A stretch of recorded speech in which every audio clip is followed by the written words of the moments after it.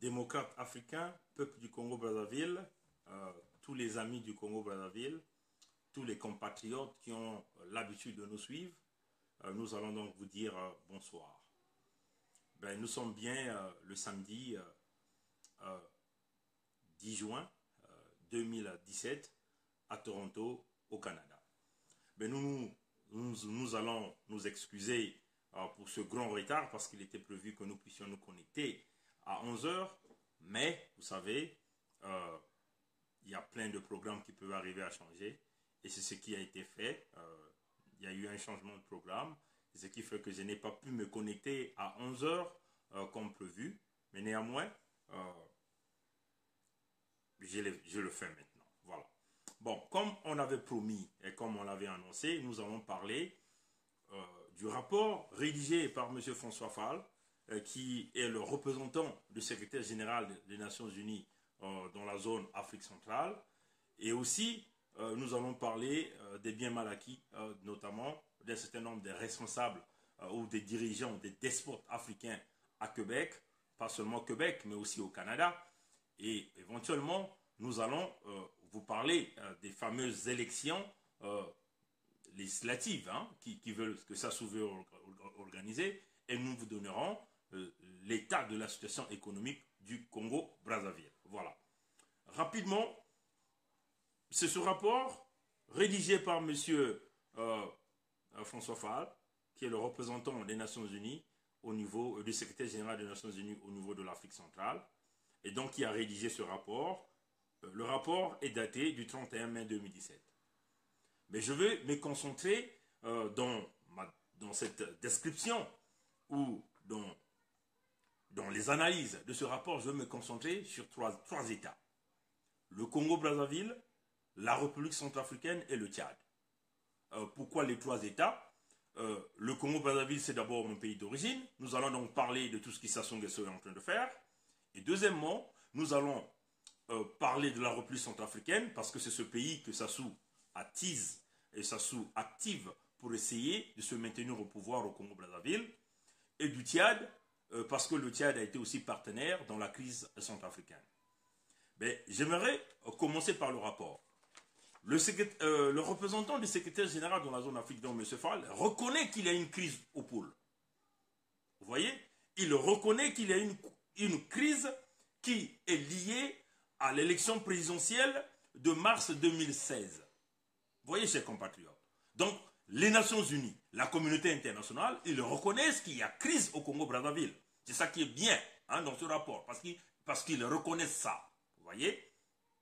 Mais par contre, Sassou Nguesso, qui a créé donc la crise au Congo-Brazzaville pour se maintenir au pouvoir, ne reconnaît pas qu'il y a crise. Alors, quand on essaie de voir, qui est idiot et qui est intelligent ici? Est-ce que Sassou pense qu'il va continuer à contrôler l'opinion internationale? Il va continuer à contrôler l'opinion nationale, puisque tout le monde reconnaît qu'il y a crise. Que ce soit les acteurs du point de vue international ou encore les acteurs du point de vue national. Vous voyez, chaque compatriote. Il y a bien crise. Et cette crise a été causée par l'élection présidentielle de 16 mars 2017. Cette crise part du changement de la Constitution, un référendum illégal, inconstitutionnel, aussi une élection présidentielle biaisée où Sassou Nguesso n'a jamais gagné. Et donc, puis si les Nations Unies reconnaissent qu'il y a crise, reconnaissent qu'il y a un grand problème au niveau de Congo-Brazzaville, maintenant le problème c'est de prendre une décision. Vous voyez, chers compatriotes, nous n'allons pas nous arrêter à une diplomatie qui consiste à présenter juste des faits, mais une diplomatie qui n'agit pas dans le sens de la décision, de prendre de la décision, une diplomatie qui consiste à sauvegarder des vies. Vous voyez, chers compatriotes. Voilà. Donc, la crise, elle est bien là. Sassou Nguesso ne reconnaît pas la crise. La communauté internationale reconnaît la crise, puisque c'est un rapport qui, certainement, est déjà arrivé sur la table du Conseil de sécurité des Nations Unies. Mais puisque la crise existe, causée par un homme qui, dans ses ambitions personnelles, ne voulait que se maintenir au pouvoir, il a créé donc une crise. Et cette crise a entraîné l'envahissement de tout un département qui, au départ, on peut dire que le pôle pouvait avoir 280 000 habitants. Mais aujourd'hui, même quand vous essayez de suivre l'interview de M. François Fall au niveau de RFI, M. François Fall parle des déplacés, plus de 80 000 déplacés. Alors, nous nous posons la question de savoir si le département de Poul, au départ, était peuplé de 288 000 habitants, et aujourd'hui, on nous parle que de 80 000 déplacés, mais où est parti les 200 000 autres habitants du département de Poul? Donc, vous comprenez, démocrates du monde entier, peuple du monde entier, que les 200 000 autres ont été bien assassinés. Et c'est ce qui se passe. Vous voyez? Et quand nous parlons dans tout le rapport, on nous parle de plus de 320 000 villages qui ont été détruits. Mais ces villages-là, il y a bien des habitants. Mais où sont partis donc les habitants de tous ces villages? Puisque le département de Poul, c'est 380 000. Et on nous parle qu'il y a plus de 80 000 déplacés. Donc les 200 autres 1000 ont été bel et bien assassinés. Donc nous pensons ici qu'il y a eu génocide du fait que c'est l'ethnie Lari qui est traquée. Et nous pensons ici que les 280 000 ont été massacrés du fait qu'ils sont de ressortissants au Congo, donc Lari. Donc du coup, il y a génocide. Et c'est ce que nous avions déjà annoncé dans les années passées et dans les mois passés. Là, nous avions des rapports qui nous confirment qu'il y a bel et bien des gens qui manquent, on appelle au niveau du département de Poul, mais nous n'allons pas continuer à s'arrêter à la diplomatie. À la diplomatie. Il faut donc procéder par les actes, c'est-à-dire l'homme qui a créé la crise.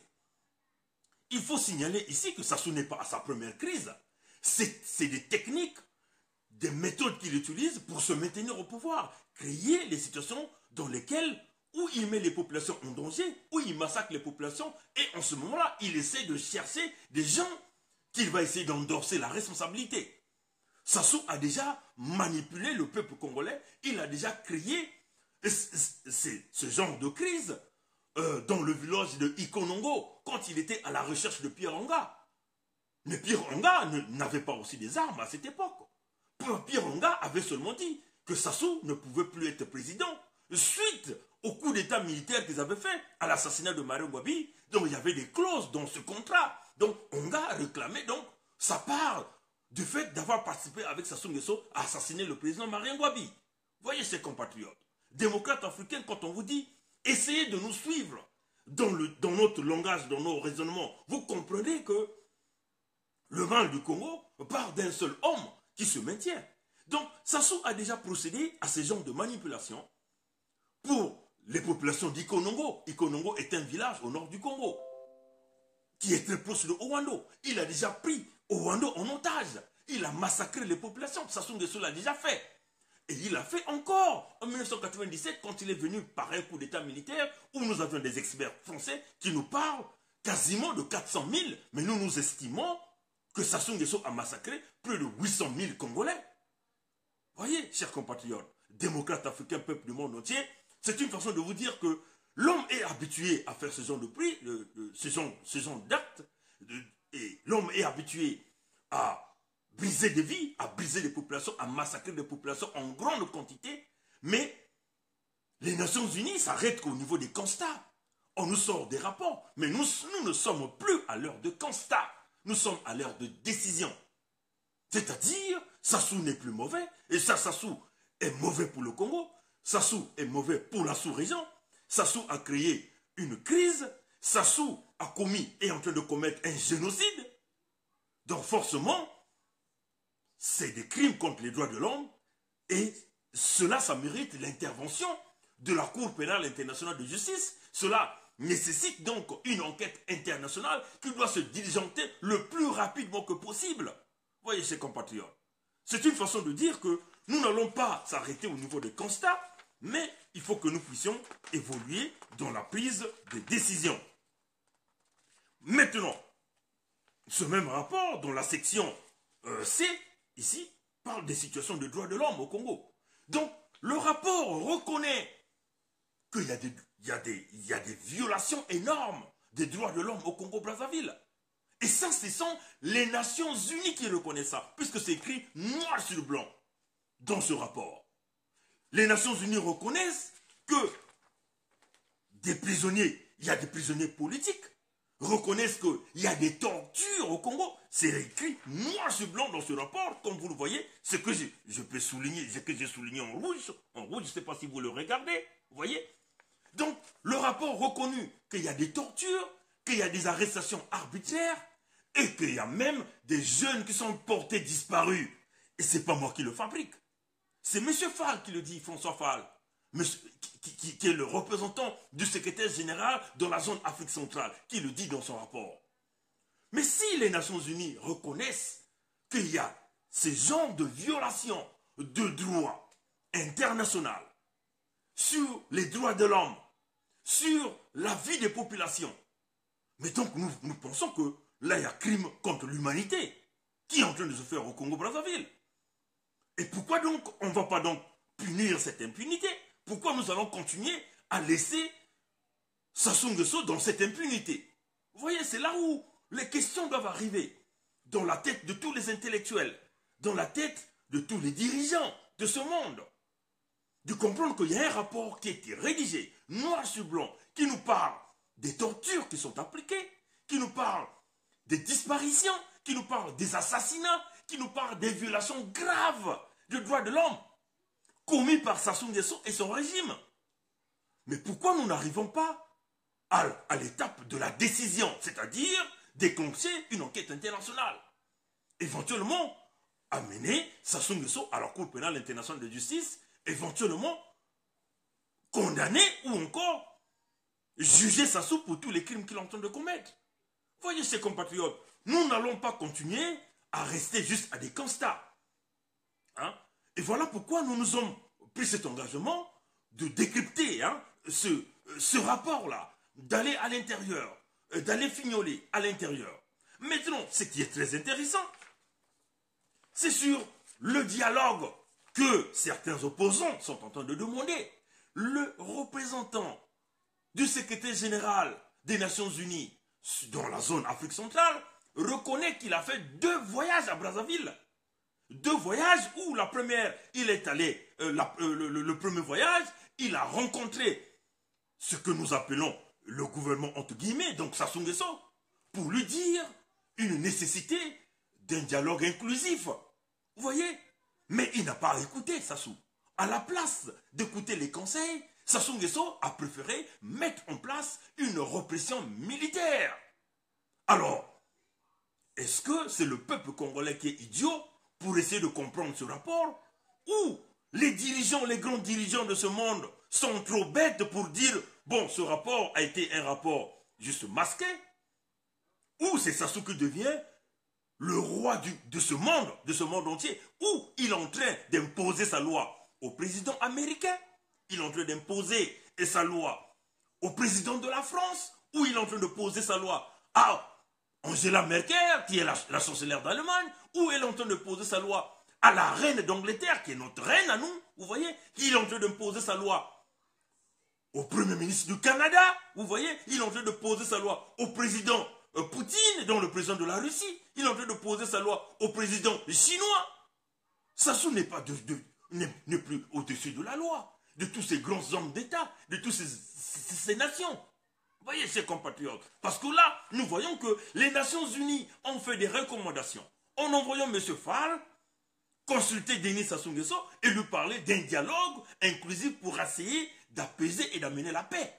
Mais à la place du dialogue, Sassou impose la répression militaire parce qu'il a toujours pensé que ce n'est pas la force qui doit s'imposer. Et aucun dirigeant de ce monde est capable de dire, écoutez, nous dans le Conseil de sécurité des Nations Unies, nous avions demandé qu'il y ait un dialogue, mais ce monsieur refuse le dialogue. Alors là, en ce moment-là, il faut que nous apportons une résolution sur la table des Nations Unies qui donc arriverait donc à débouter Sassou du pouvoir.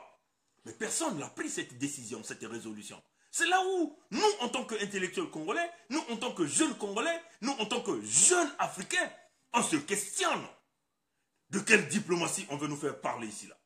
Vous voyez?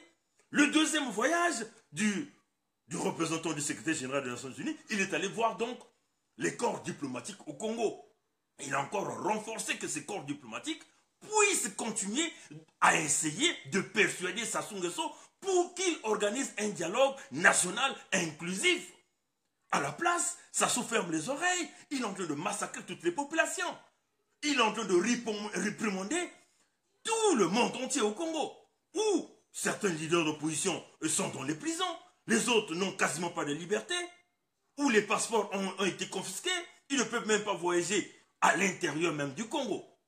Alors, chers compatriotes, Sassou est devenu le patron du monde entier, Sassou est devenu au-dessus du président Trump, Sassou est devenu au-dessus de la reine d'Angleterre, Sassou est devenu au-dessus de M. Macron, Sassou est devenu au-dessus, si vous voyez, de notre premier ministre Justin Trudeau.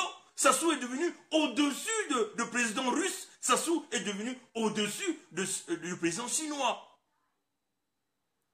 Alors, tous ces hommes d'État sont bien intelligents de comprendre mon discours.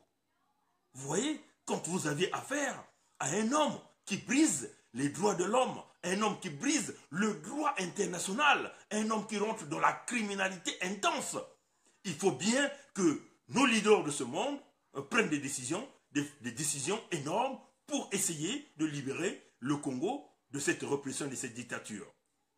Maintenant, sur la partie décryptage de ce rapport, ce qui est très intéressant, on nous parle qu'il faut donc mettre en place un contrôle sur les achats d'armes. Ça, c'est ce que le rapport le dit. Je n'invente rien. Tout est écrit dans ce rapport. Je pourrais vous dire la page. C'est la page 14. On nous parle de contrôler les achats d'armes. Mais nous ne sommes pas des dupes. Mais Sassou achète des armes tous les jours. Sassou utilise la Corée du Nord, il utilise l'axe d'Afrique du Sud pour faire rentrer les armes au Congo-Brazzaville. Sassou Nguesso utilise d'autres pays arabes, comme l'Algérie, comme la Tunisie, pour faire rentrer les armes au Congo-Brazzaville. Est-ce que là, y a-t-il l'embargo sur les munitions et les armes pour le Congo-Brazzaville? Non, on ne constate pas cet embargo. On ne remarque pas que cette décision pour contrôler la prolifération des armes est prise en considération. Donc, M. Fall, on vous doit beaucoup de respect pour le travail que vous avez fait parce que vous avez dit la vérité. Mais, s'il vous plaît, présentez aux États-Unis, présentez au niveau des Nations Unies, une résolution qui permettrait de créer un embargo sur les armes au Congo-Brazzaville. Parce que si nous essayons d'asphyxier Sassou Nguesso pour acheter les armes, si nous essayons de contrôler tout le matériel militaire Sassou est en train d'acheter, en ce moment-là, nous arriverons à protéger les populations dans le département de Poul. En ce moment, nous arriverons à protéger les populations dans le sud du Congo. En ce moment, nous arrivons à protéger les populations au nord du Congo-Brazzaville. Vous voyez, ces compatriotes, c'est très intéressant parce que quand je rentre dans les profondeurs de ce rapport, je me suis posé 1000 questions. Je me suis dit, mais on nous mentionne tout ça. Mais pourquoi nous n'arrivons pas à des décisions? Pourquoi les leaders de ce monde n'arrivent pas à prendre des décisions énormes? Vous voyez, ces compatriotes, c'est là le questionnement. Mais non, ce qui est très intéressant, quand nous partons à la page des recommandations, aucune recommandation pour le Congo-Brazzaville a été donnée. C'est là où je me suis questionné. Pourquoi M. Fall, un intellectuel africain de renommée internationale, qui commence déjà à étaler un rapport, à expliquer, à présenter les faits pour la situation du Congo-Brazzaville, à la fin, aucune recommandation a été donnée. Est-ce qu'il a oublié le Congo à la fin? Ou est-ce qu'il a reçu un coup de fil de quelqu'un pour lui dire « modifie le rapport ». Ne met pas des recommandations. Nous aimerons peut-être que M. Fall puisse reprendre ce rapport pour qu'il mette des recommandations pour le Congo et pour le Conseil de sécurité des Nations Unies. Vous voyez, la recommandation ici, c'est de mettre en place une résolution pour le Congo-Brazzaville qui va donc essayer de protéger les populations du Sud comme les populations du Nord. Qu'il y ait un embargo sur les achats d'armes, qu'il y ait des inspecteurs des Nations Unies puissent descendre au Congo. Et plus précisément, je le dis, à Olombo et aux alentours, pour essayer de contrôler le type des armes des munitions que Sassou Nguesso a achetées, les types des armes chimiques que Sassou Nguesso a présentement, certaines armes chimiques qu'il arrivait à dissimuler dans un certain nombre des parcs nationaux, comme le parc de Ozala, comme le parc de Konkwati. Voyez ces compatriotes. C'est ça que nous voulons voir dans les recommandations pour le Congo-Brazzaville. Et nous pensons qu'il y a plusieurs intellectuels de ce monde qui sont en train de nous regarder et ils comprendront que nous, les Congolais, nous sommes suffisamment informés et nous, les Congolais, nous avons la capacité et l'amabilité d'aller regarder le rapport, de le lire, parce que nous connaissons tous. Nous pouvons lire l'anglais, nous pouvons lire le français. Et nous voulons que, peut-être que M. Fall puisse essayer de modifier ce rapport pour que nous puissions voir la résolution des Nations Unies que nous sommes en train d'attendre. Une résolution qui mettrait donc, si vous voulez, une zone de protection aérienne qui ne permettait plus aux avions, aux hélicoptères de combat de Sassou Nguesso de voler, aux hélicoptères et des avions militaires de Sassou Nguesso de continuer de voler vers le sud du Congo pour aller bombarder les populations. C'est de cette façon que nous pouvons sauver le Congo. Vous voyez, nous ne sommes pas des violents, mais nous sommes des pacifistes. Nous venons avec des idées et nous donnons des propositions. Puisque, vous l'avez dit, l'homme a refusé le dialogue, mais procédons aux décisions. Nous, en tant qu'êtres faibles, nous ne pouvons pas, sinon que vous apporter les idées que nous sommes en train d'apporter aujourd'hui. Voilà un peu ce que nous voulons dire sur le Congo-Brazzaville en ce qui concerne ce rapport. Mais là, nous avions nous parlé de la République centrafricaine. Vous voyez, Sassou a utilisé la République centrafricaine comme son terrain de jeu, c'est-à-dire un pays qu'il va utiliser pour essayer de convaincre tous les dirigeants du monde entier qu'il est en train d'essayer d'apporter la paix dans ce pays. C'est les techniques. Si vous vous souvenez, quand la crise centrafricaine avait commencé, le Tchad avait envoyé ses soldats au départ pour essayer d'apporter, pour d'assurer ce rôle de force d'interposition. Donc le président Déby, même s'il y a certains Africains qui disent que c'est quand même un dictateur, mais la décision du président Déby en ce moment-là pour amener les soldats tchadiens en Centrafrique était une très bonne décision. Voyez? Mais quand les soldats tchadiens étaient là, il y avait la discipline. On essayait de voir que la paix commençait à se constituer parce qu'ils étaient là pour essayer de réconcilier les musulmans comme les chrétiens. Et nous avions commencé à voir un changement. Mais vous savez, Sassou, malin qu'il est, il utilise des systèmes. Il arme les musulmans, il arme les chrétiens. Il essaie d'attisser la haine. Il active avec les pétrodollars congolais. Parce que souvenez-vous, à cette période, le baril de pétrole était quasiment à 100 dollars par baril et le Congo faisait des productions énormes. Donc Sassou avait des pétrodollars dans ses mains. Et c'est ce rôle qu'il a joué.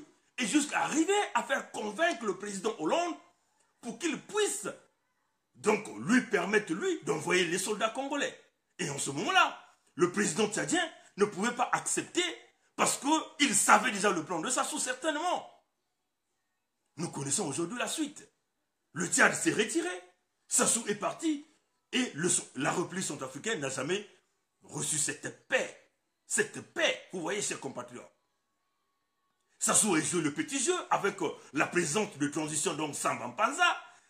Il a fait semblant de donner 25 milliards de francs CFA pour payer les soldats centrafricains, payer les fonctionnaires centrafricains. Mais en même temps, il a tissé les rebelles de gauche à droite. Il a tissé les groupes religieux qui combattaient le pouvoir.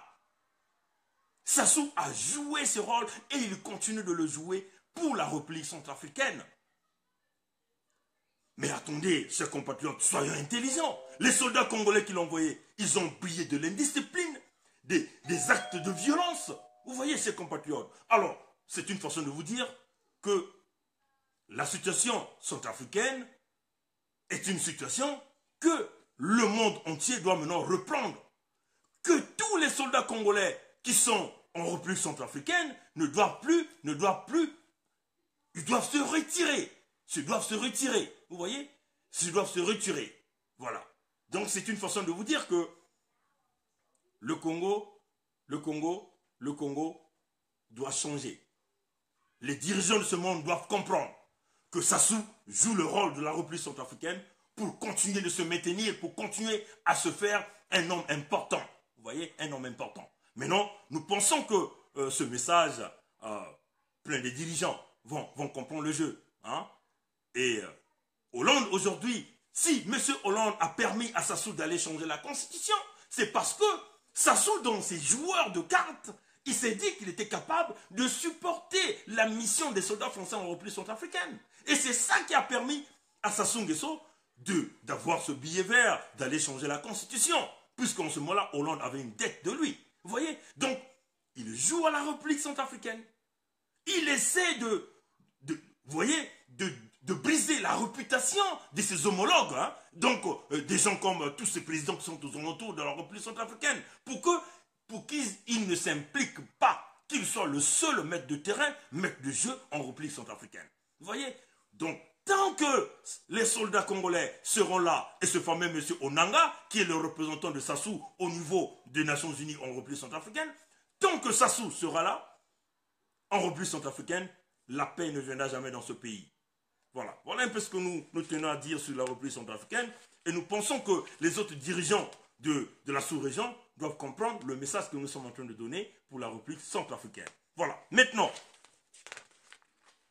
en ce qui concerne les élections législatives qui veut vouloir organiser le 16 juillet 2017. Mais c'est incroyable. Vous savez, l'homme a tellement brisé économiquement le Congo et dans ses stratégies de continuer à contrôler, il donc passe à des stratégies.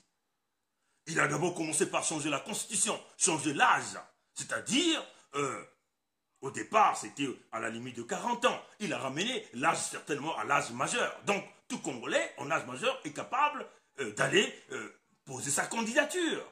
Mais à la place, qu'est-ce que l'homme fait? Il augmente les frais pour une potentielle candidature aux élections législatives. Vous voyez? Donc, au départ, dans les années passées, il fallait payer les frais de 100 000 francs CFA. Donc, il pouvait permettre à tout un Congolais de se présenter. Vous voyez? Mais l'homme vient avec une astuce. Pour être candidat à l'élection législative, il faut payer 1 500 000 francs CFA. Mais où est-ce que le Congolais ordinaire trouvera ces 1 500 000? Vous comprenez que c'est une façon pour lui de permettre aux candidats de son parti, financé par l'argent du contribuable congolais, pour être donc des candidats à l'élection législative. Donc éventuellement une domination du Parti congolais du travail à l'Assemblée nationale du Congo. Alors, chers compatriotes, démocrates du monde entier, ce n'est pas pour rien que nous venons vous parler. Parce que là, nous avions là des faits. Allez-y, vérifiez. Vous vous rendez compte, pour être candidat aux législatives au Congo, il faut payer 1 500 000 francs CFA. Mais où est-ce que les Congolais trouveront cet argent? Puisqu'il a déjà plongé le pays dans une apocalypse économique, où la vie au Congo devient une catastrophe. Les gens survivent. L'homme a pillé tout l'argent. Alors, allez-y comprendre que nous ne pouvons pas aller dans les élections législatives tant que la crise économique est là, tant qu'un département est pris en otage, tant que les Congolais n'ont pas droit à la circulation libre, tant que la paix n'est pas revenue dans ce pays, et tant qu'il n'y aura pas un régime légal, nous ne pouvons pas aller aux élections législatives. Mais comme nous savons, l'homme a toujours utilisé le même discours. Il avance, il continue à faire ce qu'il veut. Il est venu avec un référendum, les Congolais ont refusé, il est allé faire le référendum. Il est venu avec l'élection présidentielle. Les Congolais se sont dit, nous irons aller voter, nous irons voter. Et en ce moment-là, les Congolais ont voté pour d'autres personnes. Mais l'homme, à la place, au lieu d'accepter qu'il a perdu, il a confisqué le pouvoir par la violence. Et là encore, il va encore aller à l'élection législative, malgré que les Congolais sont en train de dire non, il va le faire. L'unique solution, une résolution des Nations Unies. S'il n'y a pas une résolution des Nations Unies, c'est seul le rapport de force pourra ramener Sassou sur une table de négociation. C'est-à-dire, armer Ntoumi, armer les forces de libération du Congo, armer tous les départements. En ce moment-là, le Congo va s'affronter et là, Sassou n'aura pas le choix de venir à la négociation. Maintenant, vous voyez, Le même système de jeu qu'il a joué, les rossignols, ce que certainement au départ que j'appelais des girouettes, sont encore sortis. Nous avions vu les Mathias Nzan, Bédier, mais voilà, les mêmes discours. Les Christophe Mukwege, les mêmes discours. Les Itadi, les mêmes discours. Mais en réalité, ils viennent faire semblant de vouloir dire, bon, nous ne pouvons pas aller à l'élection dans ces conditions pareilles. Nous voulons voir Mathias Nzan, nous voulons voir Christophe Mukwege, nous voulons voir Jean Itadi, de venir avec des plans d'action, de rentrer en connivence avec les amis de l'IDC Focal, de mener des vraies actions au Congo. Parce que vos discours qui consistent à se passer dans des petites salles de classe avec des journalistes déjà choisis, avec, vous voyez, le peuple choisi qui vient dans vos meetings, ne servent plus à rien. Seules les actions qui pousseront Sassou à reculer. Voilà un peu ce que nous tenons à dire sur ce point. Nous avions tous vu à la télé Congo et à la télé de la République démocratique du Congo les trafics des jeunes filles, les jeunes filles de la RDC, hein, qu'on entend de trafiquer pour venir, si vous voulez, donner ce plaisir sexuel à ces dirigeants du Congo-Brazzaville, moyennant quelques sous. Mais nous suspectons qu'il n'y a pas que de l'argent qui est impliqué là-dedans. Hein. Peut-être qu'il y a même aussi, vous voyez, le trafic d'organes. Nous voulons ici demander aux mamans de la République démocratique du Congo, ou encore à ceux qui sont à Brazzaville et qui ont leurs parents en République démocratique du Congo, ou qui ont des amis en République démocratique du Congo, de dire à leur maman de fouiller les filles dans leur famille respective, pour se rendre compte si jamais il y a des enfants qui manquent à l'appel en absence, qui manquent à l'appel. Vous voyez? Et en ce moment-là, nous pouvons penser que si jamais ces jeunes filles-là manquent en appel, ça veut seulement dire qu'ils ont certainement été exécutés à Brazzaville, où leurs organes ont été trafiqués par des soi-disant ministrants de ce régime. Vous voyez, chers compatriotes. Et puis aussi aux jeunes Congolais, aux filles congolaises du Congo-Brazzaville. Faites attention, jeunes filles congolaises. Parce que ce régime et tous ces gens qui sont à l'intérieur, ils sont tellement habitués à faire des rituels. Et donc, ils sont capables de sacrifier les jeunes Congolais. Maintenant, nous allons terminer sur les biens mal acquis. Nous avions commandé tout un paquet des journaux. Voilà, qui venait d'arriver par FedEx, par le journal de Montréal. Si vous voyez, le grand journal qui est là, ça nous parle de l'article sur la filiale africaine, sur des investigations sur des biens mal acquis à Québec. Plusieurs Congolais ont été cités. Très proches de Sassou Nguesso, Jean-Jacques Bouya et plein de tant d'autres. Mais nous, dans nos recherches, nous nous sommes rendus compte que Dominique Okemba a aussi des maisons à Québec. En dehors de Dominique Okemba, les Alain Akwala, ils ont tous des maisons à Québec. Et nous nous sommes posé des questions. Comment les gens-là arrivent-ils à acheter des maisons au Canada? Mais éventuellement, c'est une façon aussi de rappeler aussi aux autorités canadiennes cette brèche que vous avez ouverte du point de vue de la loi, que d'ailleurs les États européens sont en train de fermer.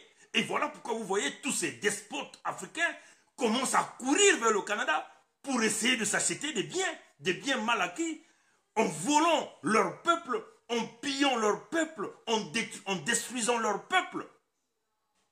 Et nous pensons que par rapport à cet article, les autorités du Canada prendront des responsabilités pour essayer de rechercher et de saisir tous ces biens. Vous comprenez, chers compatriotes de Congo-Brazzaville, aujourd'hui, l'argent des générations futures, les milliards, les quelques milliards qui avaient été mis en réserve à la BEAC, Banque économique des États de l'Afrique centrale, avaient été disparus. Éventuellement, vous comprenez où est parti l'argent des générations futures. C'est là, dans les achats des biens mal acquis.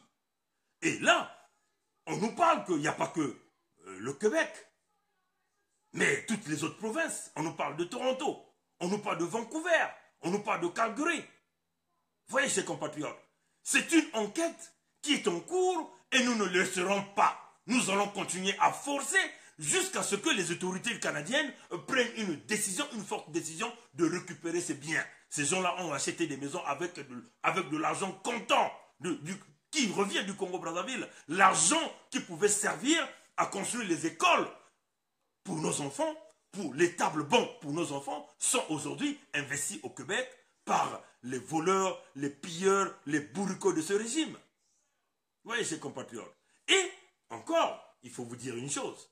Il y a une complicité de la communauté du Congo-Brazzaville qui vit à Montréal, qui vit aussi au Canada. Parce que ces gens-là utilisent le canal de ces Congolais et pour s'acheter des biens ici. Et il y a un certain nombre de Congolais que nous pensons qui sont avec nous, mais en ce moment-là, ce sont les partenaires de ces criminels du Congo-Brazzaville ici au Canada.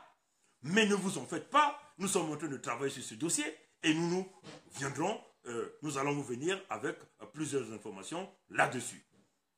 Nous allons terminer pour vous dire que, chers compatriotes du Congo-Brazzaville, jeunes du Congo-Brazzaville, l'heure n'est plus au discours, l'heure est de passer aux actions. Vous savez, une seule chose peut pousser ceux qui soutiennent Sassou à prendre une décision. Une seule chose. Avant que je vous dise ça, je veux quand même vous parler de l'interview que M. Loïc Lefort-Péjean a fait sur RFI avec le journaliste Christophe Boisbouvier. Il a dit ceci. À l'époque, il était le patron de Total, Elf à l'époque, quand il partait négocier les contrats dans tous ces pays africains, un seul dirigeant africain avait refusé de prendre l'argent. C'est le président Idriss Déby. Il est l'unique dirigeant africain qui a refusé, il a demandé à Total, donc à Elf à l'époque, à M. Loïc Lefort, d'aller déverser l'argent au trésor tchadien. Il est l'unique. Et cela ne sort pas de moi, cela est écrit dans son nouveau livre, cela est aussi dit par lui-même dans son interview qu'il a fait sur RFI avec le journaliste Christophe Boisbouvier. Les Sassou Nguesso, tout ce monde, ont reçu de l'argent. Ils ont exigé que l'argent soit déversé dans des comptes offshore. Mais quand on parle des comptes offshore, c'est les paradis fiscaux. C'est l'argent du Congo, l'argent du patrimoine, l'argent de leur État qui est volé, déversé dans ces États. Maintenant, pour pousser à tous ces partenaires qui leur soutiennent, notamment pour le cas de Sassou Nguesso, il faut bouger la ville de Pointe-Noire. C'est l'unique moyen pour nous, pour permettre à Total et à Eni de changer leur décision sur le dictateur Sassou. Bouger la ville de Pointe-Noire, secouer la ville de Pointe-Noire. Parce que c'est là où part toute cette richesse qui sont en train de s'acheter des maisons, qui sont en train de... Leur richesse qui leur permet de tuer le peuple congolais, de faire les guerres au Congo. Si nous bougeons, nous réussissons à bouger la ville de Pointe-Noire, en ce moment, les partenaires qui soutiennent Sassou n'auront plus de choix. C'est de prendre cette décision pour dire non, là vous avez touché notre point faible, il est temps pour toi de dégager. Mais en dehors de ça, peuple congolais, restons mobilisés, restons déterminés. Sassou est mauvais, non pas seulement pour le Congo, mais pour toute la sous-région. Retenez bien cette parole, chers compatriotes, chers amis africains, les leaders du monde entier. Retenez bien cette parole. Cette parole de M. Bernard Pongui, quand il dit « Sassou n'est pas mauvais ». Sassou est mauvais, non pas seulement pour le Congo, mais pour toute la sous-région. Un jour, vous reviendrez, vous direz que ce garçon avait raison. Merci, peuple congolais. Un grand bonjour aux femmes du Congo-Brazzaville, à nos mamans, nos petits frères, nos cadets, à toutes les populations d'Afrique, les gens qui sont abandonnés à eux-mêmes. Nous vous disons merci, mais comprenez que seule la lutte libère. Restons mobilisés et luttons-nous pour libérer notre Congo-Brazzaville. Merci et bonne soirée. Au revoir. À plus tard.